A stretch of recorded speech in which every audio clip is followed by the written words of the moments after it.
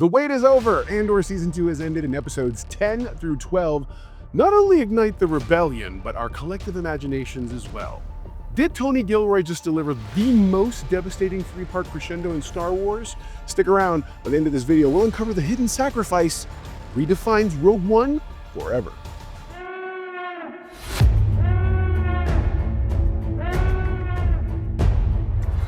Before we get into it, quick reminder, full spoilers after this summary section, so understand something. Viewer discretion is advised. You have been warned. Now, shall we take a guess at what he might have told? What's up, my know-it-alls? Man.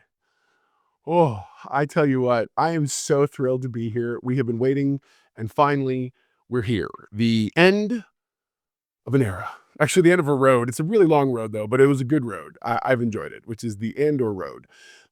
This 3 episodes are really amazing. As with all the others, it jumps to 1 BBY, which is before the Battle of Yavin, and then really just takes us directly into Rogue One, exactly as promised. So I'm pretty excited for that. The stakes center on a pretty simple single objective, and this is something that is no surprise. They got to get proof of the Empire's planet killer to the fractured Rebel Council. That's really what all this boils down to. There's a lot of tricks, twists, and turns that go into that. The finale balances hard espionage tension, I think, is the best way to put it, with some just devastating emotions. Oh, yeah. There's no major lightsabers or any lightsabers, really. There's very little Force mysticism other than the healer we saw last week. And it's just raw rebellion. And I think that's what really set the show apart, is how grounded it was. And I'm probably you're gonna hear that a million times over the next few days. But you know, I think some of the performances that are really amazing is Diego Luna for sure, as Cassian, has really sort of embodied that character in a way that I feel has made the series such a standout. Something that I'm just completely, when you watch Rogue One, you don't realize how important he's going to end up being, and then you watch this and you're like, wow, he's very much a fulcrum point. Stellan Skarsgard is next level, and I feel like he does such a good job going to the dark place. So what do I sacrifice? Everything! They do a wonderful job paying it off here. Audrey Jonah, same thing. The 3 of these actors, I think, for me, are the career highlights. These are career highlights for them in this, for me, for sure. Production design and cinematography maintain the series' really grounded cinematic feel, that grit that everyone's been talking about, and they maintain that. And by cinematic, I definitely feel like each of these constituted or was approached as a movie. And I think that it's not in the stereotypical way that has failed, like Marvel and some other things, but like genuinely, this thing felt like it was grounded as movies go. So, you know, ultimately, my verdict up top, spoiler-free, this is an essential and significant piece of Star Wars lore. It elevates Rogue One and sets sort of a new bar for franchise prequels, at least in my estimation. I feel like you can't really get into a lot more than this without kind of understanding. And we're going to get to my rating at the very end of this, by the way. Look down below. There's a full time codes of different things going on, and you're more than welcome to jump around there. So let's get into the analysis, shall we? There's these 3 episodes. Now, they've been doing 3 episodes, but these 3 episodes, there's a rhythm that mirrors sort of the season-long time jump format, which I thought was great. It's this relentless forward momentum that continues through. I did not expect at all, for me, the first episode 10, I was not expecting to see a flashback. I guess because, so if you look at them as a TV show from week to week to week, last week was technically the penultimate week, making those 3 episodes the penultimate episodes, which meets out, if you any fan of this show and you've watched any number of reviews I've done, the penultimate is always the place that either sets up where you're going or at the very least does something exciting. Last week did both. It actually set up where we're going this week and was super exciting as sort of climactically things go. And I was really here for it in a big bad way. The tension that comes from how, not if, is major. We all know Scarif is coming, okay? The shock, truthfully, isn't even, it's not even like, oh, it's going to happen, people are dying, this and that. It's really the learning the personal costs that ultimately are revealed. I think that's, if there's a takeaway for me for the series, it's that Tony Gilroy knew the assignment. Let's go there. Tony Gilroy knew the assignment. The vast majority of these things you see in prequels, they are all very much self-congratulatory, self-masturbatory, in that we know where we're going, so we're gonna hear a good example of a bad version of doing this was Solo. Now the movie wasn't bad. I love the movie Solo, but there are elements that I could have lived without. The idea that we got to show where he got his gun, we got to show how he got his name, we got to show how he gets the Millennium Falcon, we got to show. I'm like, none of those things felt like they served other than to be a form of memberberry. Not with this. Andor genuinely, it was satisfying. God, it was satisfying. Yeah, in a big bad way. I feel like let's look at some of the story arcs. I feel like Cassian fully committing to the idea of delivering the Death Star intel while completely unaware that he's, again, spoiler, a father. Let's just talk about it. That was tragically profound. I know when the minute I was already moved and emotional because you feel excited for where they're going. You're like, oh, look at him. He's going to go meet this guy and this whole thing.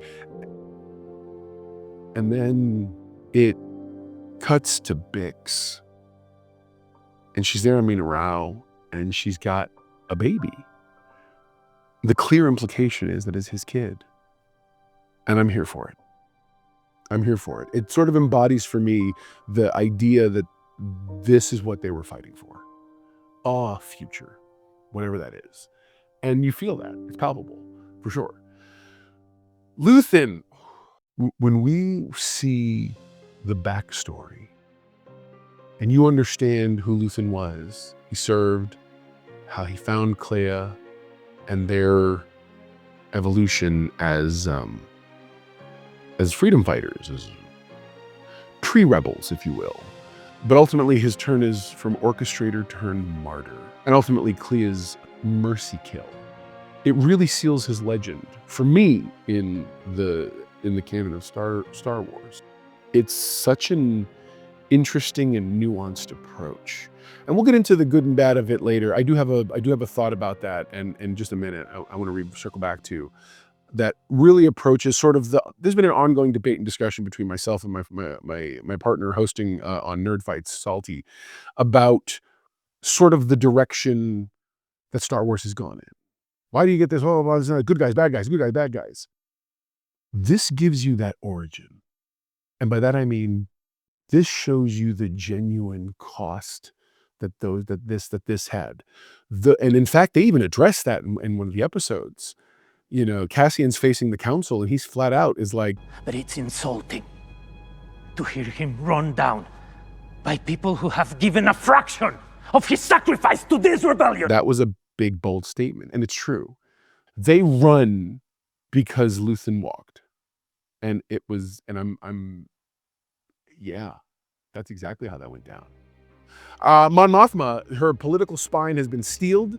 She's fully in the form that we've seen her in past in Rogue One, and sort of hair a little bit in disarray, and ultimately not her presenting herself the best. She's even in a similar outfit to what we've seen from like A New Hope and whatnot, or in Star Wars.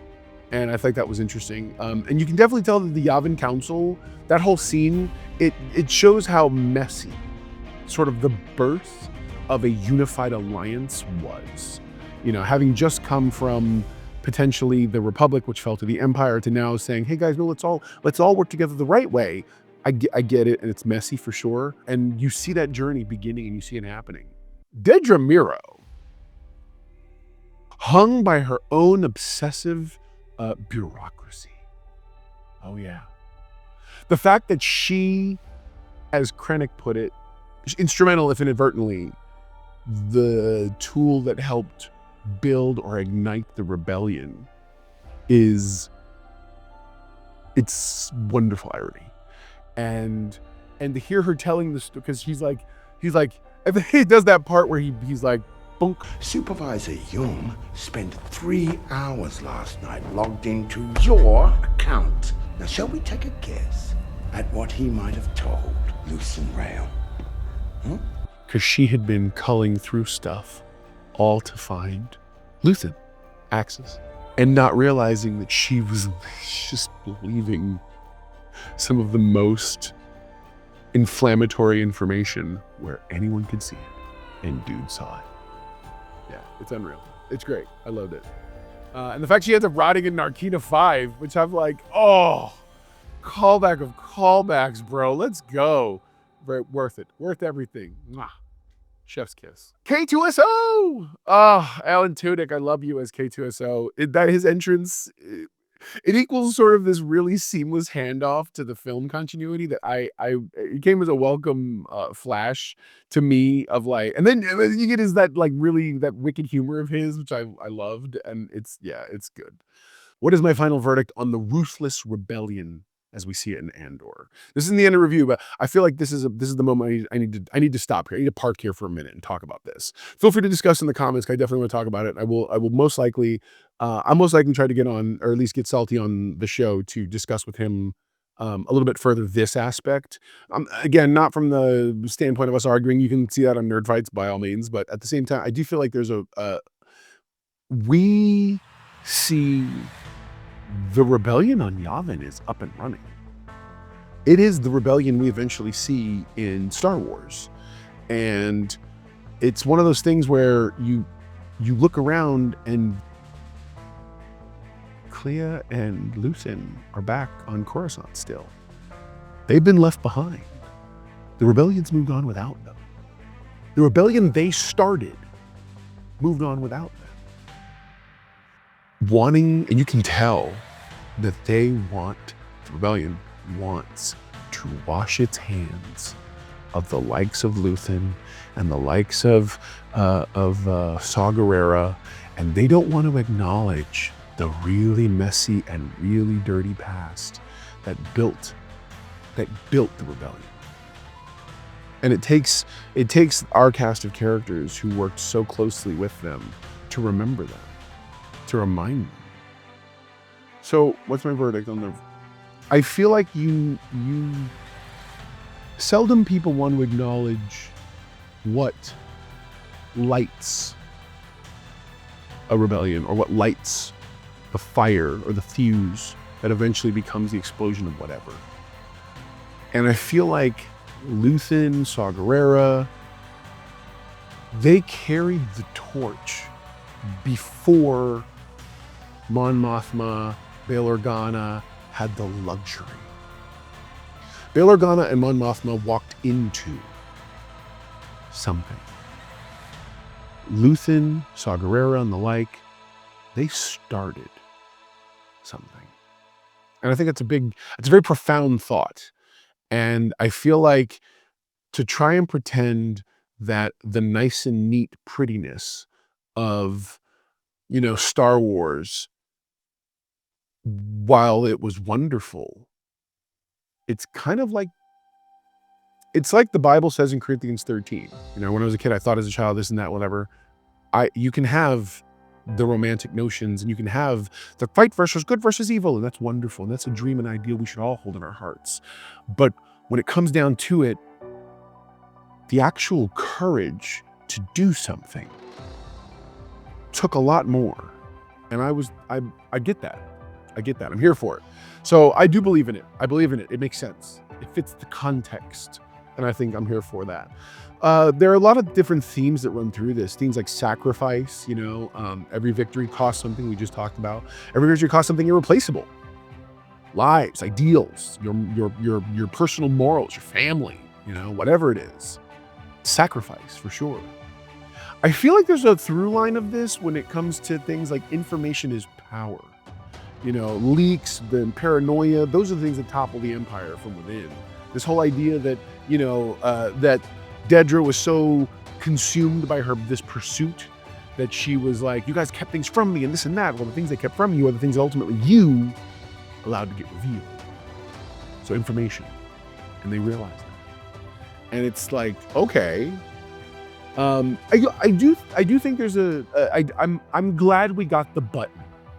In my notes it says hope in the shadows, and it's the idea that Cassian has an unseen child with Bix, and the fact that the two of them survive really embodies the quiet future that the rebels die for. It's funny when you look at the context of Star Wars, the story again, like, again, Salty and other people out there who are like, this isn't my Star Wars and blah blah blah blah blah blah blah. All movies and all stories are built contrived. You get to see the moments that matter in a story that make it worth watching, consuming, reading. And that's what Star Wars and The Empire Strikes Back and Return of the Jedi, that's what those are. Those are key moments. But what you don't see is everything that built up to those moments. And that's what this is. I'm not sure I can do this.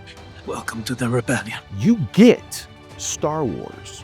You get those 5 years before the Battle of Yavin and before then and everything else. Those things are what you don't get to the moments we see and are able to enjoy in peace in our naivete without understanding the very adult reasons, rationale, and road that's trod to get there. And I feel like that's huge. It's a big, important part of this whole thing. I'm damned for what I do. What are some standouts for me, scene-wise? Because there were a bunch of them that were really great. I think there's only just a handful, really. The Coruscant hospital sequence in the very first episode. Once you know that Luthen's there, and that's where Dedra has him held, and you see this background, I immediately knew. I knew for a fact Clea was not going to rescue him. She was going to end him, both because he was a loose end. That's its most surface reason, but also because it's what he would have wanted. He would have never wanted the potential for him to be a liability. And she goes in there with a vengeance.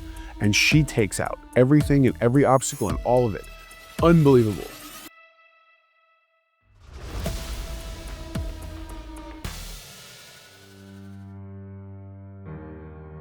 And ultimately you see that was her father. That was her father. Your parentage is not limited to the people who begot you. There are others who paid into you, and Luthen was her father in every way that mattered. And that is so important. And she realizes she owed that to him. And I love that. I love that. Did you catch the musical cues? Yeah, there's this thing called I think it's like the Spark or something. It's one of if you watch the end credits, you'll see there's the things. And there's one called the Spark, and if you listen to that music beat, Lux's music beat, it goes right into the Rebels theme, which I loved, only to then transition at the very end over the credits into the classic 1977 theme. When that came on, I was like, yes, that deserves to be here. And I loved it. It rolled right into it. Even so much as hearing Bail Organa at the very end say to Cassian as he sends him off on the first mission we're going to see in Rogue One. And he says, may the Force be with you. And I was like, oh, bro, welcome to Star Wars. Oh, very cool. What are some minor quibbles for me? I feel like the 4-year time jump that we've seen, sort of compression, that thing has left sort of the Luthen Clea backstory. I wanted one more scene with that. I feel like one more scene with that would have given me a little bit more. Because you see that moment when she's a child and he sort of gives her a choice, and she's like, the young actress they got to play was harnessing that performance, and she did amazing. But I really wanted one more. I wanted one more scene from that whole thing. Whatever happened to Cassian's sister? That whole I'm looking for my sister from season 1. It's minor, but I remember at the very end thinking to myself, what happened to that? I don't know. Weird. So what's my ultimate verdict? I feel like the show gave us a narrative payoff that was unbelievable. It has delivered on every seed that was planted since Ferrix. And I loved it. It was great. It was so emotionally satisfying. And that's another thing, emotional impact. It was emotionally impactful for sure. The whole series is brutal. The ending is cathartic. I cried at least 2 times that I can think of. It is proven that mature, politically savvy Star Wars can absolutely thrive. So there you go. Now you know, and if nobody's half the battle, you're halfway to being a know-it-all yourself. What's an all index for Andor, Season 2, episodes 10 through 12? I think it's clear. I feel like there are some minor things, but ultimately, I think that for me, the know-it-all index is going to be a 9 out of 10.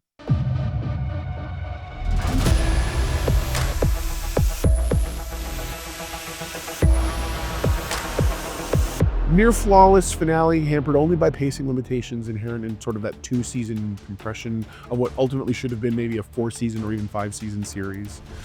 But yeah, I was here for it and I'm excited. Talk more in the comments. I'd love to know what your thoughts are. But until next time, never forget, everyone loves a Noah. Bye guys. Drop your ranking of Luthen Rail among Star Wars icons in the comments. Let's debate. Smash that like if that Bix reveal wrecked you too, and hit subscribe, plus that little bell for more deep dive reviews. Thanks again, guys. I'll talk to you again real soon.